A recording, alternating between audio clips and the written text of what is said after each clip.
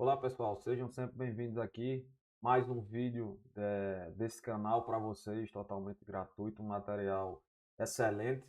E hoje nós vamos conversar sobre recalque de fundação, né? Uma inspeção que eu fiz em uma residência que apresentava diversas rachaduras, muito provavelmente por recalque de fundação. A gente vai ver um pouquinho de teoria e prática, né, dessa inspeção que eu fiz, que eu fui chamado, e até em outro município. E vocês vão acompanhar comigo todas as fotos, né, as melhores partes dos vídeos que eu fiz dessa inspeção, para que quando você se deparar com uma situação dessa, né, não ter segurança no quesito de que fissura é esta, de onde ela veio, para a gente poder se policiar melhor na hora de dar um diagnóstico. Então, abrindo a tela aqui um pouquinho, foi uma situação muito complicada porque o cliente estava assustado, né? Quem não fica, na verdade. Então eram rachaduras gravíssimas, construção feita por parente, né? Tio de parente, e etc. Então era uma situação bem complicada que vou compartilhar aqui com vocês, certo? Vou tentar explicar ao máximo tudo aquilo que eu fiz para poder dar o diagnóstico e quais seriam as possíveis soluções para resolver esse problema, certo? Então vamos voltar lá para a tela e começar o nosso estudo de caso de hoje. Então vejam só, inspeção em edificações com problemas graves de recalque de fundação. Nessa foto aqui ao lado, que dá para vocês verem aqui ao lado, ó, dá para ver, né, uma rachadura de forma inclinada que parte do chão em direção ao teto. Isso daí já pode configurar de cara uma rachadura de recalque de fundações, certo? Essa rachadura que vai de baixo até em cima e consegue percorrer um pouco a região do teto, já de cara pode ser considerada como uma rachadura de recalque de fundação. Mas não por isso, né? Existem outros formatos de recalque de fundação que eu trouxe, né, em algumas imagens aqui retiradas de um livro, muito bom, por sinal, no final eu cito ele, para vocês irem acompanhando, tá? Então, pessoal, nesse vídeo, né, que eu vou mostrar agora em seguida, vai resumir a inspeção que eu fiz lá, então eu gostaria que todos prestassem bem atenção para poder entender bem o caso, certo? Então vamos ver lá, esse vídeo aqui, ó. Essa é uma parede que provavelmente está com problema de fundação aqui. Não tem base a casa, a gente já viu aqui no processo construtivo dela, né? Essa parede aqui também, ó, apresentou essa rachadura que muito provavelmente é uma falha no solo. E tem aqui também, nessa outra aqui. Essas rachaduras que vêm de baixo até em cima, geralmente é recalque de fundação e o problema está por aqui. A gente vai precisar dar uma reforçada. Nessa aqui é o outro lado da parede, ó. Tá vendo? Meio que uma rachadura grave, grave, grave mesmo, tá?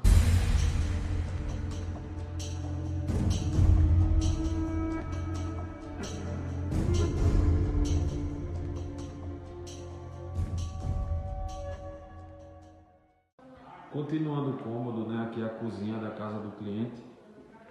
A gente vê aqui, ó, mais problemas de fundação, ó. E aqui, ó, na casa, no quarto do cliente, ó, olha essa aqui, ó. Tá vendo? Recalque, tá, gente? Problema na fundação. Vamos tentar reforçar essa casa, né? Com a estaca média aqui. Nesse ponto. E desse lado, aqui. Certo? São por situações dessa daí, né, que às vezes o imóvel ele é levado ao colapso, né? O pedreiro ele faz a base de toda forma e aí não consegue fazer uma estrutura boa na fundação e acaba, ó, saindo esse tipo de problema aqui, tá vendo? Deixa eu mostrar o outro lado aqui, ó. Ó.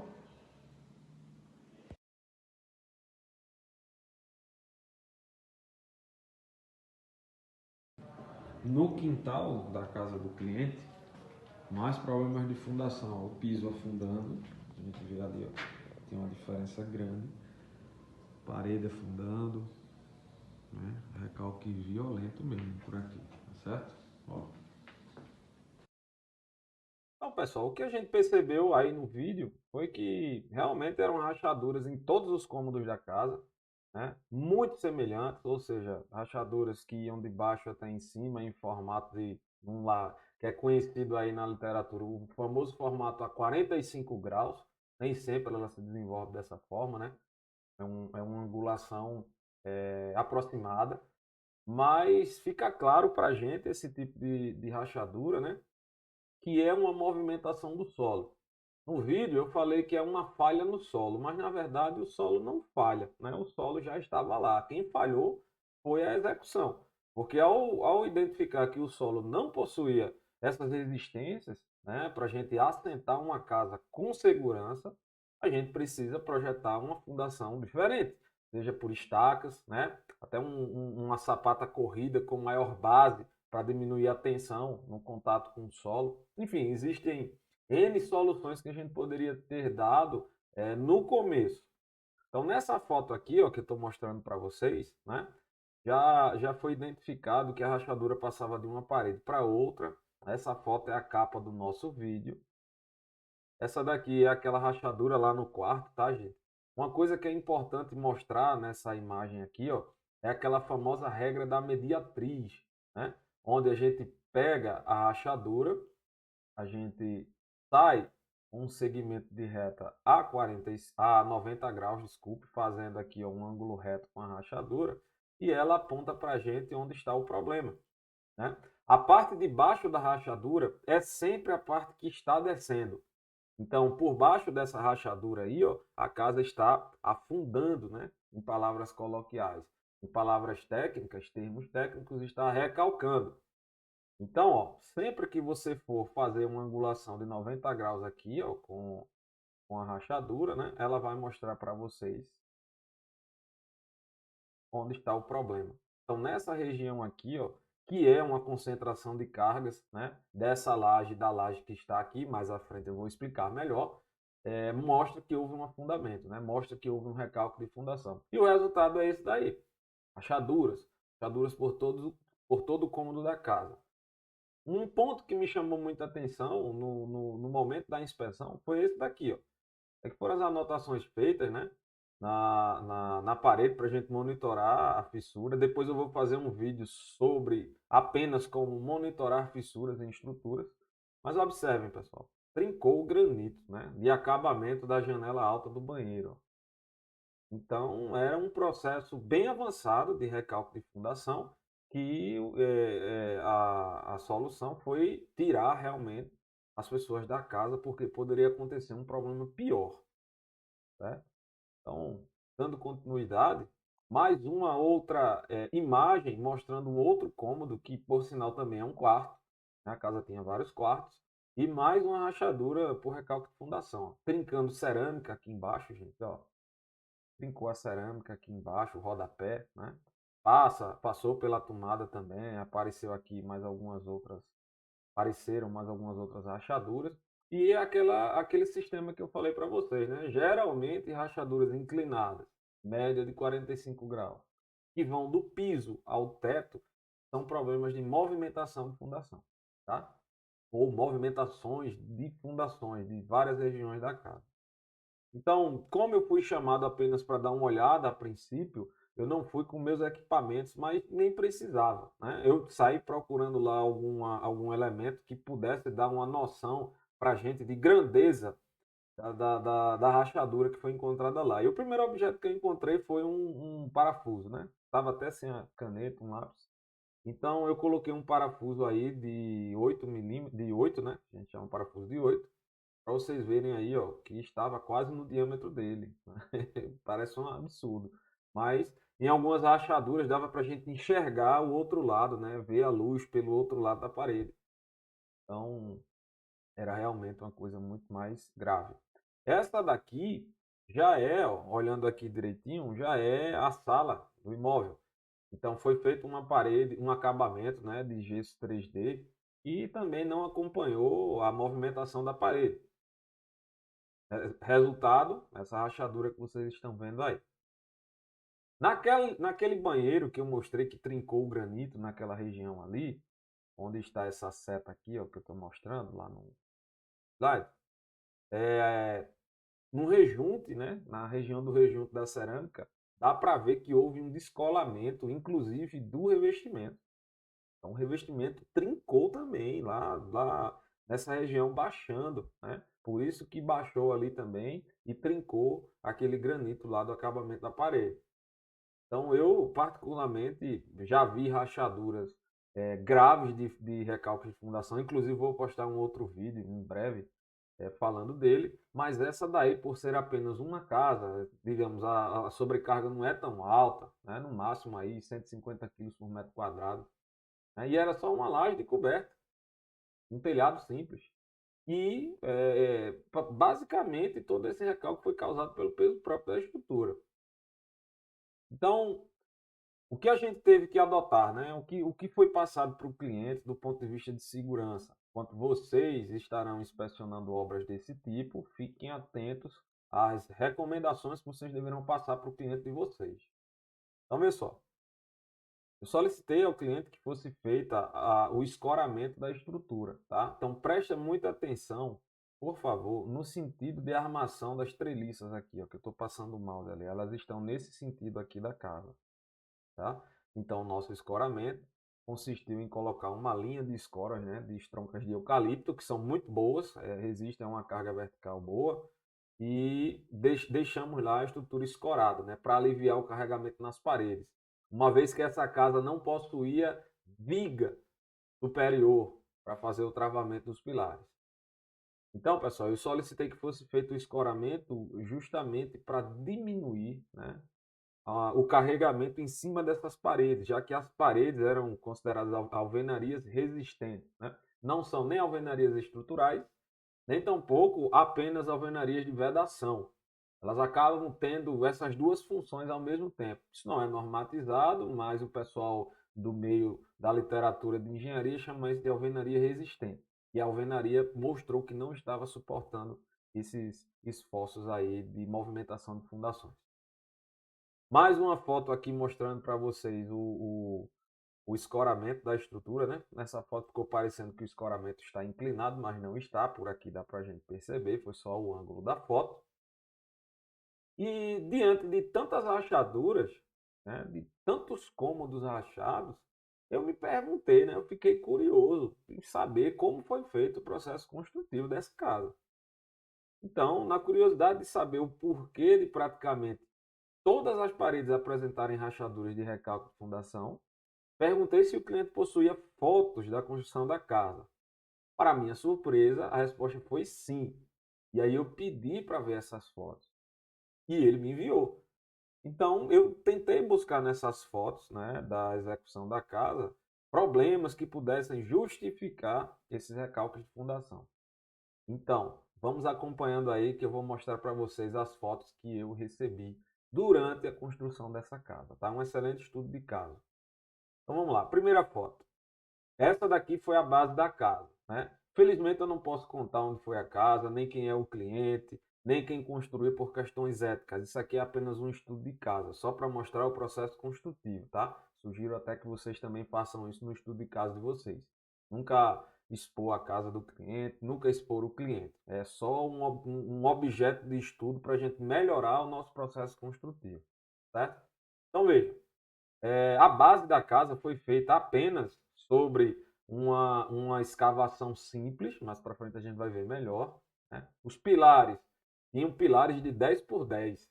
A gente sabe que isso é totalmente fora de norma. Não é o objetivo daqui mostrar todo o procedimento de execução do pilar, mas a gente sabe que um pilar precisa ter no mínimo 14 em uma dimensão e pelo menos 26 na outra, se a primeira dimensão for 14. No total, a estrutura precisa ter um pilar com pelo menos 14 centímetros de espessura e uma área de seção transversal de 360 centímetros quadrados. Quando a gente tem um pilar de 10 por 10, a gente não tem isso, né? E observe também o espaçamento dos estribos, ó, mais de 30 centímetros, notório esse espaçamento. Certo? Então, a princípio, essa foi a imagem que ele me enviou da base da casa e eu já identifiquei várias coisas erradas.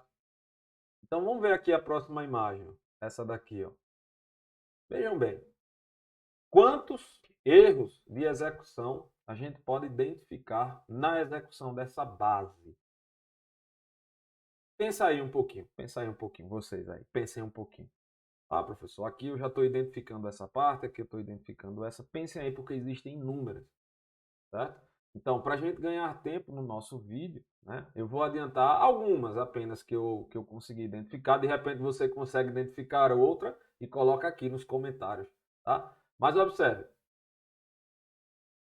não era concreto magro no final da vala, certo? Era uma argamassa que ninguém tem a mínima ideia de como isso foi dosado, qual o traço que ele utilizou, a quantidade de água que ele utilizou aí. Se essa argamassa foi reutilizada, aquela famosa argamassa que o pessoal vai almoçar, deixa ela lá, quando volta joga aquela aguinha lá para tentar recuperar ela e usar novamente, né? É um tijolo de churrasqueira, ou seja, não era um tijolo estrutural, né? Não era, não tem nem cabimento um negócio desse daí, a maneira como ele assentou esses tijolos. E um outro ponto, ó, pela altura da perna do pedreiro, não há nem meio metro de escavação neste solo arenoso.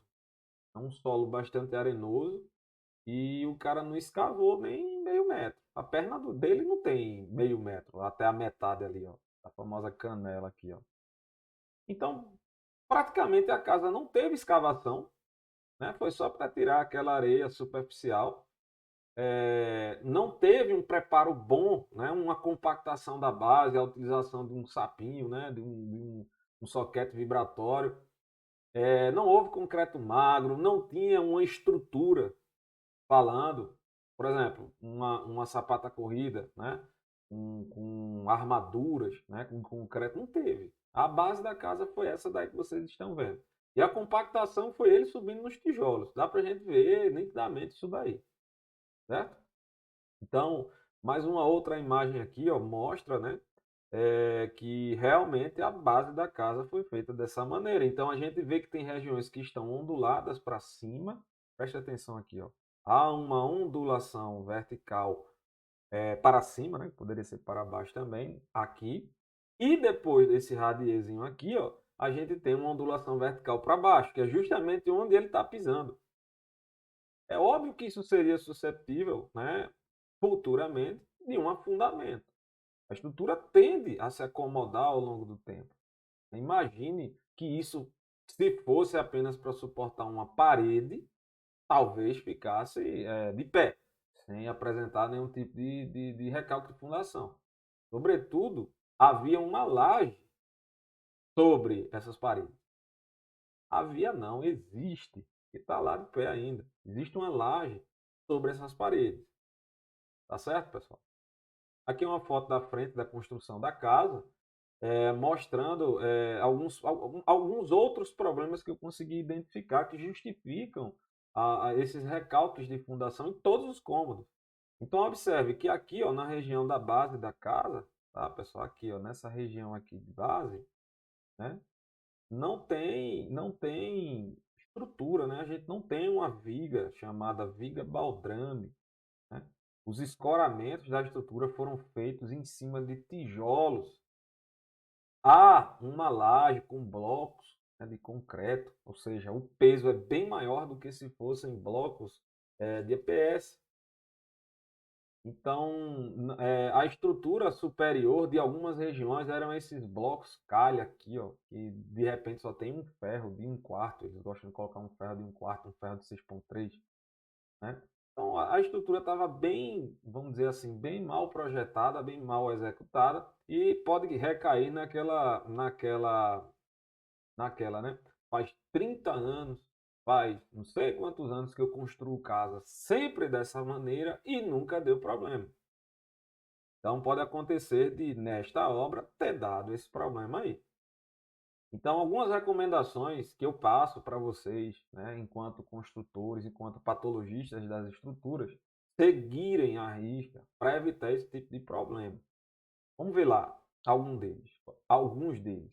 Primeiro, utilizar uma estrutura, né, na base da casa, ou seja, concreto, né, uniformizar com uma viga, né, uma viga baldrame, para que a gente possa subir a estrutura, a alvenaria, desculpe, sobre essa estrutura, né? Eu coloquei até um círculo em vermelho aqui, para enfatizar para vocês que não é interessante a gente passar um impermeabilizante na região do pilar, certo? Pelo menos essa região do pilar aqui, o correto é a gente deixar ela sem um produto impermeabilizante para ver a conexão com o novo concreto da subida do pilar. Mas o restante a gente deve impermeabilizar tudo para evitar problemas de umidade ascendente, né? Aquela famosa salina lá, ou outros problemas de impermeabilização que possam ocorrer. Mas essa imagem traz para a gente duas coisas importantes. Um é a utilização de estruturas na base da casa, na viga baldrame, né? E não fazer com tijolos apenas. E aqui nessa outra imagem é mostrando justamente a alvenaria sendo erguida sobre uma estrutura de concreto e impermeabilizada.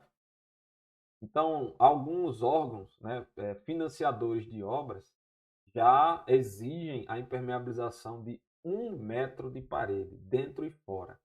Então, aqui deveria, né, ter a impermeabilização de 1 metro de altura das paredes. Tá? Então, vamos evitar esse sistema construtivo antigo, porque isso dá muito problema. Né? A base da casa não é um lugar para se economizar. Não é um lugar para se economizar. O resultado vocês viram aí nas fotos acima. Né? Então, o que são fissuras de recalque? O professor Tomás Sampaio, né, eles trazem no livro deles diversas figuras que podem justificar ou podem, pelo menos, chegar perto de um diagnóstico do que pode ser aquela rachadura. Então, a gente observa aqui, ó, alguns modelos, né, de estudo deles que exemplificavam problemas de recalque de fundação. Dá para a gente ver aqui nessas imagens, ó, alguns modelos. Como eu falei, nem sempre a rachadura vem a 45 graus. Isso aqui foi uma outra situação que eu visitei e eu coloquei ela aqui nesse material porque a gente está falando de recalque de fundação e o que tem no livro lá do professor eu consegui identificar na prática. Aqui eu chamei carinhosamente de fissura de livro. Né? Tá exatamente igual como no livro. Então eu vou fazer também um vídeo de um estudo de caso só dessa estrutura daqui, certo? Mais alguns outros formatos de fissura de recalque. Então a gente vê que a estrutura pode recalcar no meio, a estrutura pode recalcar apenas em um lado da edificação, do outro lado da edificação. Né? Ela recalcando no meio, se não tiverem aberturas para esquadrias, ela pode surgir uma fissura vertical de baixo para cima. Né? Quando há recalque nas duas pontas, pode ocorrer uma fissura vertical de cima para baixo. Estão vendo? Então a gente às vezes vê uma rachadura vertical já associa a problemas de compressão, né? Carregamento excessivo. Nem sempre é. Às vezes é um simples recalque que está movimentando a parede e ela simplesmente abriu. Então muita atenção nesse aspecto aí, tá, gente? Professor, e qual seria a solução para essa casa daí? Infelizmente eu não estava com o pessoal disponível para fazer esse tipo de serviço, a gente estava fazendo vários outros serviços, mas a solução seria essa daqui, ó, o reforço com estacas mega.